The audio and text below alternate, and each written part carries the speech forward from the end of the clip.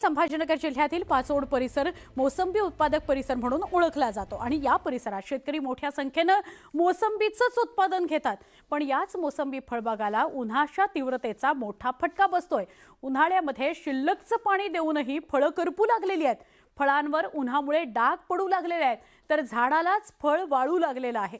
त्यामुळे शेतकऱ्यांना आर्थिक फटका सोसावा लागतोय। मोसंबीला डाग पडल्यामुळे बाजारभावात मोसंबीची किंमत कमी होतीये। व्यापारी मोसंबी घेऊनही जात नसल्याचं शेतकरी सांगतायत।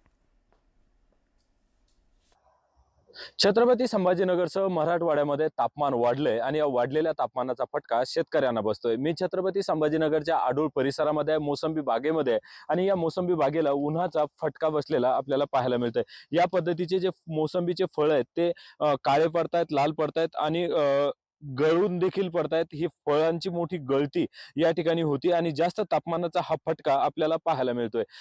मी दाखवण्याचा प्रयत्न करतो की या ठिकाणी ठिबक सिंचन देखील शेतकऱ्यांनी केलंय। म्हणजे या नळीतनं या ठिबक सिंचन मधून या झाडांना पाणी दिलं जातं। मात्र हे पाणी कमी पडत असावं, जास्त तापमान आहे त्यामुळे पाणी कमी पडते, म्हणून शेतकऱ्यांनी अशा पद्धतीची नाली देखील या ठिकाणी तयार केली की खालून थेट दांडाने पाणी या ठिकाणी देता येईल आणि पाणी कमी पडणार नाही, असा त्यामागचा उद्देश आहे।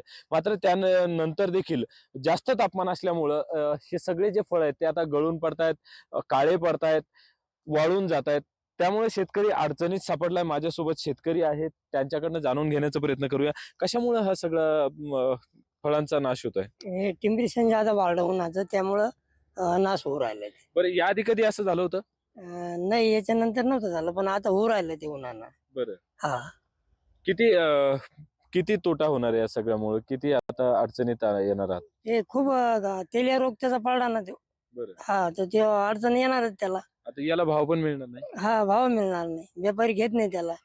ते म्हणजे याला चट्टा पडला, ते घेत नाही याला ते। नक्कीच फक्त फळच गळती होत नाही, तर जे फळं आता टिकून राहतील त्या फळांना चटका पडल्यामुळं, त्यावरती काही रॅशेस आल्यामुळं ते फळांची देखील आता बाजारभाव कमी होणार आहे। त्यामुळं व्यापारी देखील हे फळं घेऊन जात नाहीयेत, असं शेतकऱ्यांचं म्हणणं आहे। एकूणच शेतकरी आता या तापमानामुळे चांगलाच अडचणीत सापडलेला आपल्याला पाहायला मिळतंय। अविनाश कानडजे, न्यूज 18 मराठी, छत्रपती संभाजीनगर।